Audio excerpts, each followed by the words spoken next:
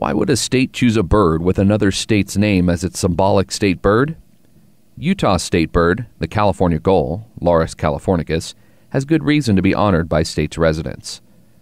When Brigham Young and the early Mormon pioneers first entered the Salt Lake Valley in July 1847, they found fertile, beautiful land that promised to be their haven.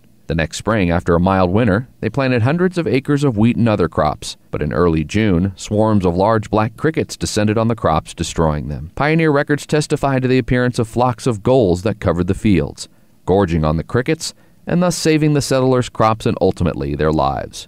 It is believed those gulls were California gulls, which nest in large colonies on islands, dikes, and along the shores of both the Great Salt Lake and Utah Lake. Ever since that salvation flock in 1848, the California gull has been honored in Utah, but it wasn't until February 14, 1955, that an official state resolution adopted the California gull as Utah's state bird.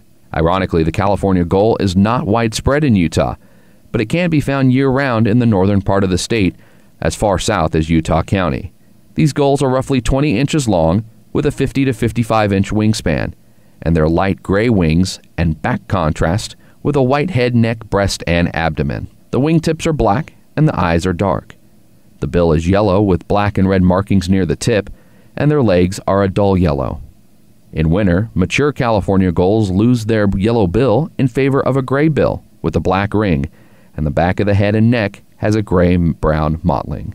California gulls can be found in Utah County around Utah Lake and in rural and suburban fields where they still forage on insects and crickets that brought them their pioneering fame. They are also frequent visitors to parking lots and open fields such as baseball, soccer, and football fields throughout Utah Valley.